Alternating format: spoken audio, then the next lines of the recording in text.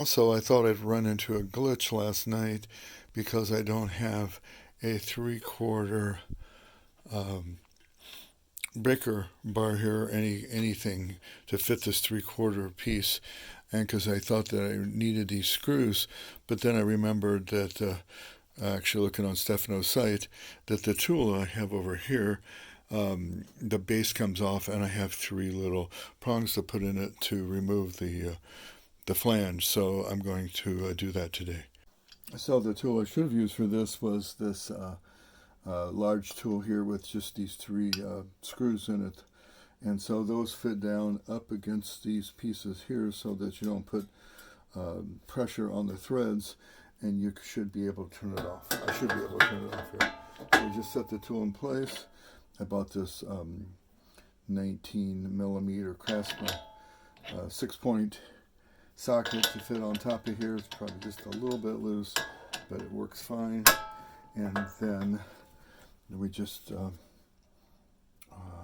put on the breaker bar. And so this would tighten it, this would loosen it. So I need to put this on the other side, and this should loosen it going counterclockwise, looking down. So again, you have to hold the tool down and hold all this in place. And let's see if we can break this. I don't have the best of supports here. My other support I can't find right now, so I'm trying to use this one. Oh boy, and boy, that one. Let's see. Let's tighten down the vise a little bit more.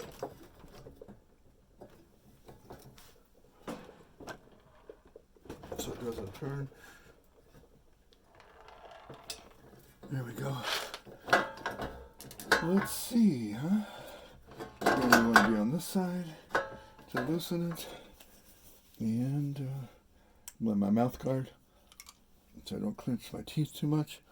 And let's hold everything in place. Let's see if we can get a little turn on here.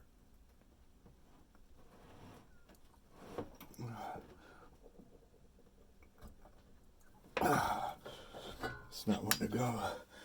May have to use some heat on this.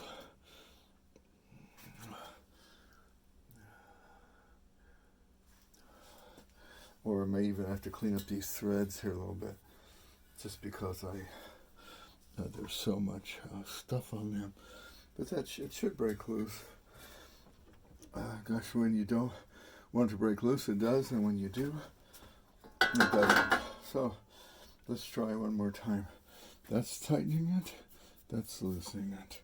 So we're on the right side. Let's see if we can get some oomph into this thing. Okay. We have one more possibility. I'll be right back. So this is called a cheater bar. It's really just an 1.5-inch piece of pipe that's I cut out of my house here when I was doing the renovation.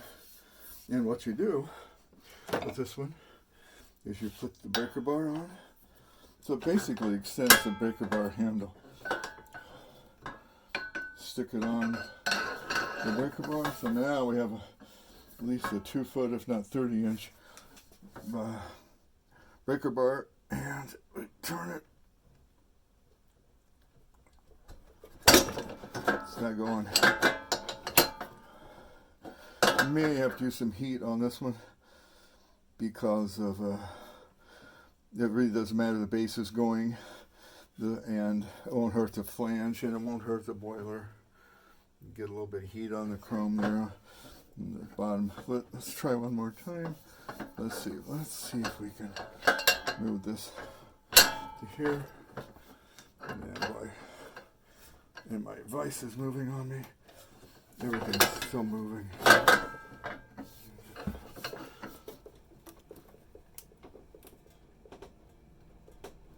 You think it would break? Open. One more time. Let's see. Let's try one more time. And and then we'll have to go to heat or something else on this. I'm going to move all the way around here, see if I can get a little better angle.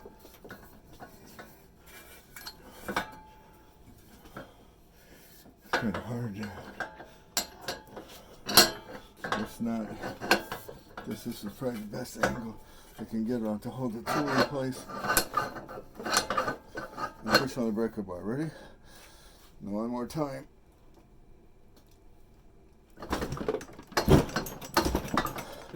It's not going.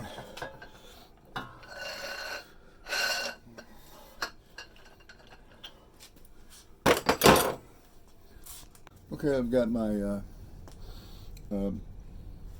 Dremel out with a wire wheel on it, stainless, and we're going to clean up the top of these threads first. Then we're going to apply a bit of heat onto the flange.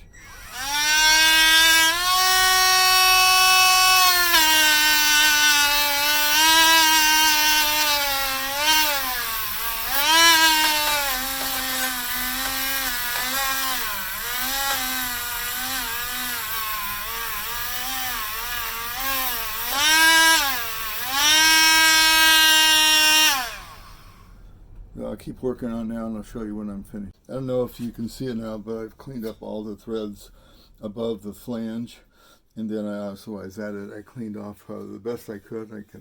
I'll get a little bit better later. The top of this, since it's where the bottom of the boiler is where the element gasket needs to seal. So I may try again one more time. I think I'll just throw some heat on it.